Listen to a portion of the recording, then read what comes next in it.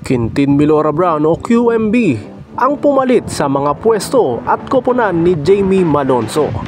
sa Gilas, Pilipinas, Kyoto Hanaris at maging sa Barangay Ginebra, San Miguel. Nagkataon nga lang ba o sinadyang mangyari? Yan ang mga pag-uusapan natin ngayon, kaya huwag mong kalimutan na mag-comment at mag-suggest din para malaman ang opinion mo.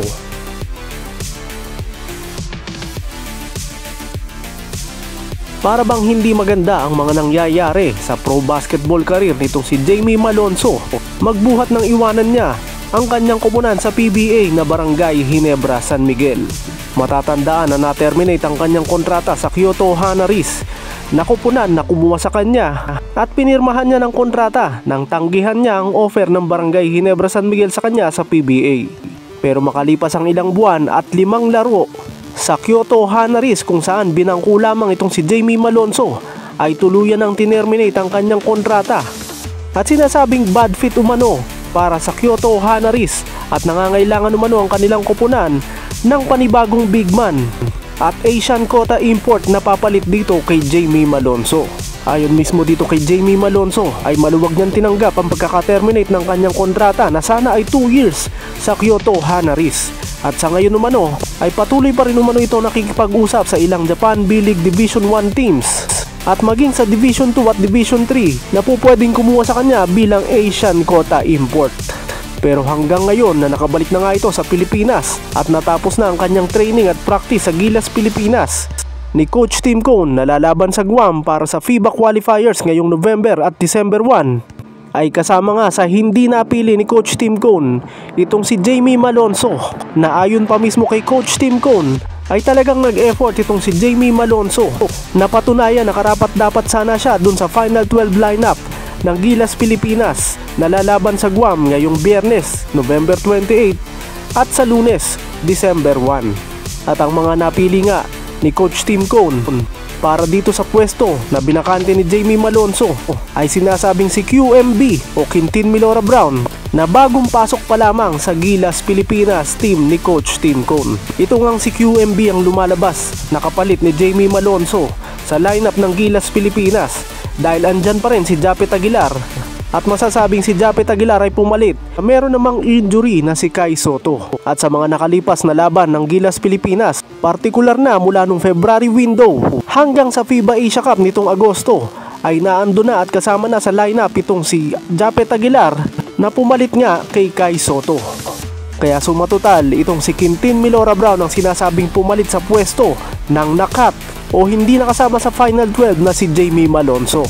Ayon kay Coach Tim Cone ay mabilis daw naka-adapt itong si Quintin Milora Brown sa triangle offense ng Gilas, Pilipinas, kaya ito napasama agad sa Final 12 ng ating pambansang koponan na lalaban sa Guam. At sinasabing parang requirement din ito ni Quintin Milora Brown para naman sa kanyang pro basketball career na mag-uumpisa pa lamang kapag ka natapos na ang kanyang magiging 2-game stint sa Gilas, Pilipinas kontra Guam ngayong November 28 at December 1. Magmula nang ma-classify ditong si QMB bilang local para sa Gilas, Pilipinas, ay nagpunta na agad ito sa Japan at para sa sinasabing magiging umpisa ng kanyang professional basketball career bilang isang Asian quota import sa Japan B-League Division 1. Pero merong kailangang requirement na magawa itong si Quintin Milora Brown bago ito tuluyan maging professional at maging Asian quota import sa Japan B-League. At yun nga ay kinakailangan itong maglaro ng isang laban ng Gilas, Pilipinas bilang local at hindi isang naturalized player. At dahil classified na nga siya sa FIBA as a local para sa Gilas, Pilipinas, ay sinasabing trinabaho talaga nitong si QMB at ng kanyang agent ang posibleng stint nga niya sa Gilas, Pilipinas ngayong November window. At nangyari na nga yun, naisama siya sa Gilas pool ni Coach Tim Cone nang ideklara ng FIBA na qualified na nga ito o classified na ito as a local para sa Gilas, Pilipinas. At nitong katatapos nga lang na training at team practice ng Gilas dito mismo sa ating bansa na Pilipinas, ay napili ni Coach Tim Cone itong si QMB para sa Final 12 ng Gilas, Pilipinas na lalaban kontra Guam. At dahil dito magagawa na ng husto nitong si QMB yung kanyang requirement na kinakailangan na gawin para makapaglaro professionally as an Asian quota import sa Japan B-League Division 1. At automatic yun kapag natapos na ang laban ng Gilas Pilipinas kontra Guam sa Biyernes, ay qualified na itong si QMB para maging Asian quota import sa Japan B-League Division 1. Sinasabing bukod umano sa naging performance sa training at team practice ng Gilas Pilipinas nitong si QMB, ay talagang ipinakiusap umano ito ng kanyang agent sa pamunuan ng SBP at sa coaching staff mismo ng Gilas Pilipinas sa pamumuno ni Coach Tim Cone. Nabigyan ito ng pagkakataon kahit isang game lamang para maging qualified na nga ito bilang Asian quota import sa Japan B-League Division 1. At ayon nga mismo kay Coach Tim Cone, maganda ang ipinakita nitong si QMB at agad-agad naka-adapt sa triangle offense nila. Kaya ito nabigyan ng pagkakataon na mapasama sa Final 12 lineup ng Gilas Pilipinas at hinihintay na lamang nito na makapaglaro siya ng kanyang first actual game o official game para bilang local ng Gilas Pilipinas. At kapag natapos na nga ang kanyang 2-game stint sa Gilas Pilipinas ngayong November 28 at December 1 kontra Guam, ay sinabing agad itong babalik sa Japan para makipag-usap sa mga kupunan na interesadong kuhanin itong si QMB para maging kanilang Asian quota import. Hindi naman kasi lahat ng kupunan sa Japan B-League Division 1 ay meron ng Asian quota import. At yung iba nga ay naghihintay lamang ng ilang mga collegiate players natin na kapag natapos na ang kanilang mga commitment sa NCAA at UAAB, ay po pwede nang gawing Asian quota import sa Japan B-League. At ang pinakamalaking balita nga dito ay ilang kupunan umano sa Japan B-League Division 1 ang interesado na kuhanin itong si Quintin Milora Brown bilang kanilang Asian quota import. At isa na nga umano sa mga kupunan na yon ay ang dating kupunan o ang kupunan na nag-terminate sa kontrata ni Jamie Malonzo na Kyoto Hanaris. Matatandaan nang ma-terminate ang kontrata nitong si Jamie Malonzo sa Kyoto Hanaris ay idinahilan ng nasabing kupunan mula sa Japan B-League Division 1 na kinakailangan nila ng isang mas malaking player dahil na rin sa mga injuries na nangyayari sa kanilang kupunan at nangangailangan umano sila ng panibagong big man na makakatulong sa kanila para umangat sa standings sa Japan B-League Division 1. At sinasabing isa umano itong si Quintin Milora Brown sa mga tinitignan ng Kyoto Hanaris para pumalit sa pwestong binakante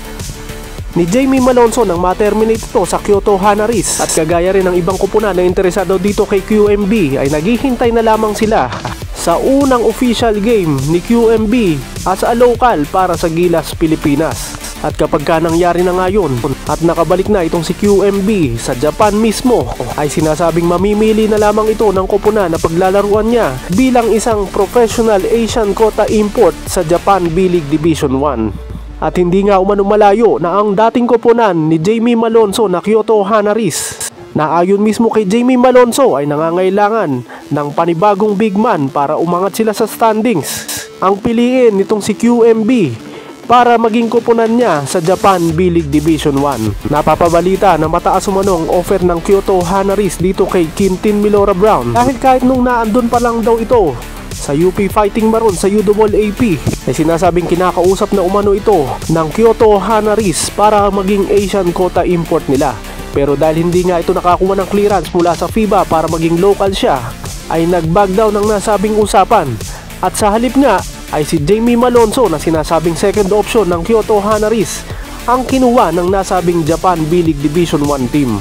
At ngayon, na-classified na sa local itong si Quintin Milora Brown ay sinasabing parang humanap lamang umano ng dahilan ng Kyoto Hanaris para i-terminate ang kontrata ng sinasabing second choice nila na si Jamie Malonzo para bigyan daan ang posibleng papalit sa kanya na si Quintin Milora Brown bilang Asian quota import ng Kyoto Hanaris sa Japan B-League Division 1. At masasabing mga kuma itong si QMB sa pangangailangan ng Kyoto Hanaris ng isang additional big man na papalit sa binakanting pwesto ng na-terminate na si Jamie Malonzo.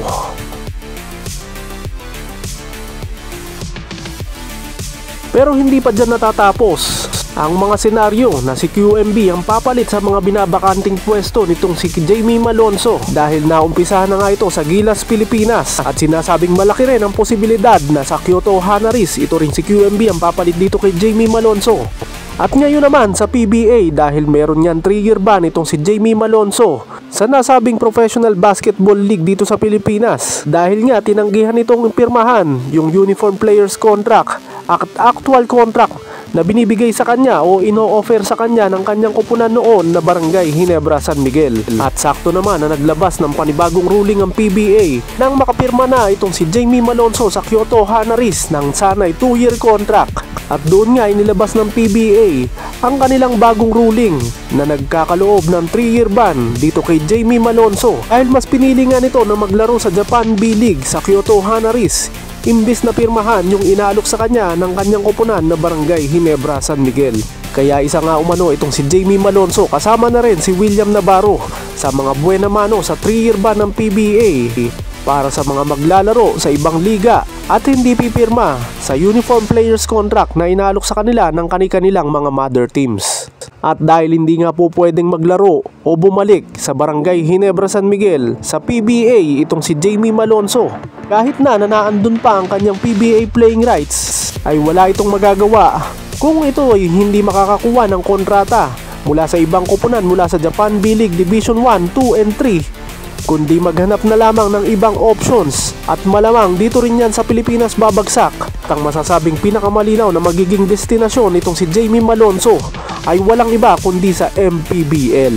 Nang pumutok ang balita na na-terminate nga ang kontrata nitong si Jamie Malonzo sa Japan B-League Division 1 sa Kyoto Hanaris, ay mabilis itong pinadala ng feelers o contract offer ng Abra Weavers sa MPBL para maging isa sa mga option niya kung sakali nga na hindi ito makakakuha ng panibagong kontrata sa Japan B-League. Kaya masasabing meron pa ring babagsakan o meron pa ring kupunan na mapaglalaruan itong si Jamie Malonzo, yun nga lang sa MPBL, kung magbabalik na siya dito sa Pilipinas at walang makukuhang kahit anong kontrata sa 3 divisions sa Japan B-League.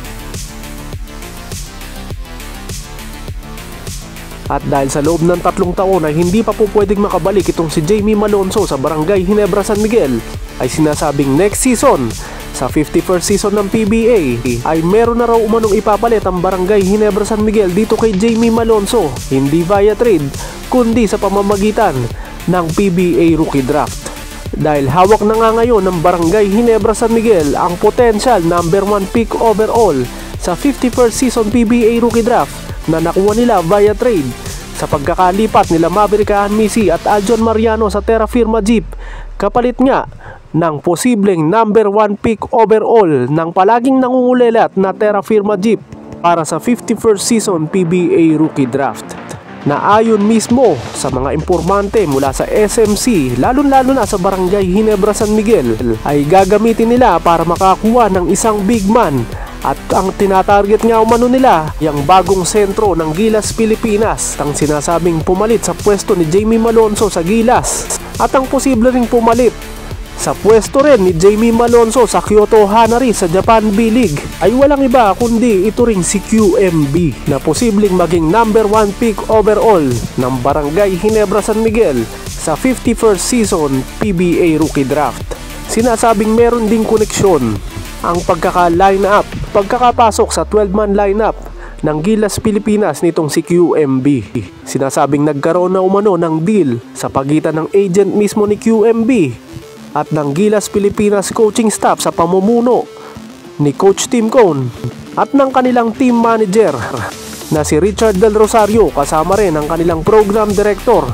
na si Al Francis Chua, na pagbibigyan nila itong si QMB na makalaro as a local ngayong November qualifying window para sa FIBA World Cup, para ma-fulfill nito yung requirement na kinakailangan niya para makapaglaro siya bilang Asian Quota Import sa Japan B-League Division 1 na posible nga nasa Kyoto Hanaris na dating koponan ni Jamie Malonzo, para umano habang hindi pa ito po pwedeng maglaro at magpa-draft sa PBA mula ngayong December 2025 hanggang sa December din 2026 ay hahayaan muna itong makapaglaro ng isang season sa Japan B-League. At kapag natapos na nga ang isang season niya sa Japan B-League ay hindi na ito pipirma ng panibagong kontrata o maghahanap pa ng ibang koponan para muling makapaglaro sa 2026-2027 season ng Japan B-League Division 1. At sa halip nga ay maghihintay na lamang ito ng PBA Rookie Draft na gaganapin sa January 2027. Dahil sinasabing nakipagkasundo na nga ito sa Barangay Ginebra San Miguel na kukuhanin nga nila ito bilang number 1 pick overall sa 2027 PBA Rookie Draft. At doon na nga papasok yung anggulo na itong si QMB ang papalit sa binakanting pwesto ni Jamie Malonzo sa pamamagitan ng PBA Rookie Draft at hindi sa pamamagitan ng trade na naglalabasan. Nabalita na kukuha nga daw ang Barangay Ginebra San Miguel ng isang player via trade na ipapalit nila kay Jamie Malonzo. Yan din ang sinasabing dahilan kung bakit hanggang ngayon 13-man lineup pa rin ang Barangay Ginebra San Miguel at hindi humahanap ng ibang options para punan yung pwesto na nabakante sa kanila mula sa pagkawala ni Jamie Malonzo hanggang dun sa trade nila Maverick Hanmisi at Aljon Mariano sa Terra Firma Jeep. Kaya masasabing done deal na talaga ang napipintong pagpapadraft nitong si QMB sa 2027 at ito nga ay kukuhanin ng Barangay Ginebra San Miguel bilang kanilang top pick overall na sasagot sa pangangailangan ng Barangay Ginebra San Miguel sa isang natural center. Dahil kitang-kita naman sa first day pa lang ng practice ng Gilas Pilipinas kung saan nandun na nga itong si QMB. Lampas tenga daw ang ngiti ni Coach Tim Cone nang makita at makausap niya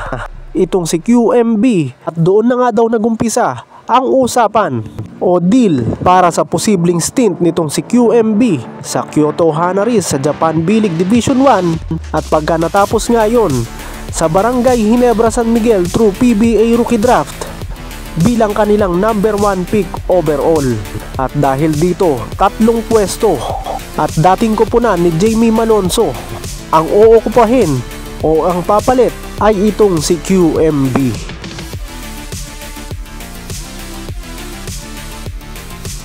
Anong opinion mo dito sa nag-umpisa ng senaryo kung saan ang lahat nga ng koponan na kabilang noon si Jamie Malonzo ay unti-unti nang pumapalit itong si QMB na nagumpisa na nga sa Gilas Pilipinas kung saan nakat nga itong si Jamie Malonzo at ang pumalit ay itong si QMB. At ang sinasabing pagkaka-terminate ng kontrata ni Jamie Malonzo sa Japan B-League Division 1 team na Kyoto Hanaris ay may connection din umano sa pagkaka-classified nitong si QMB as a local para sa Gilas Pilipinas dahil naghihintay na lamang ito ng isang official game para maging local ng Gilas Pilipinas at pwede na nga itong maging Asian quota import sa Japan B-League, partikular na sa sinasabing number 1 suitor nito na Kyoto Hanaris na dating koponan ni Jamie Malonzo. At pagkatapos nga ng magiging 1-year stint o 1-season stint nitong si QMB sa Kyoto Hanaris sa Japan B-League ay sinasabi naman na posibleng ito rin o napakalaki ang posibilidad na ito ang gawing number 1 pick overall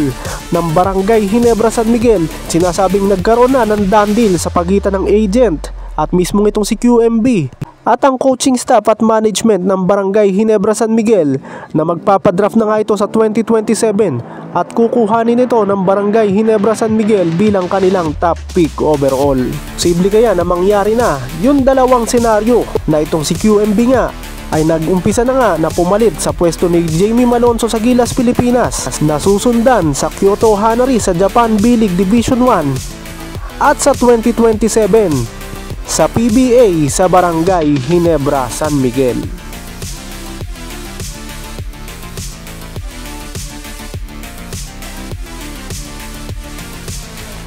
At ito namang sinasabing nawalan ng pwesto mula sa Gilas Pilipinas, Kyoto Hanaris at maging sa Barangay Ginebra San Miguel na si Jamie Malonzo ay ano naman kaya ang magiging next step para sa kanyang professional basketball career na unti-unti na ngang tumatamlay dahil sa sinasabing maling desisyon at maling sitwasyon na nangyari sa pro basketball career nitong si Jamie Malonzo. Posible kaya na makakuha pa ito ng panibagong kontrata sa Japan B-League Division 1, 2 and 3 o kinakailangan itong magbalik na dito sa Pilipinas at ang naghihintay nga sa kanya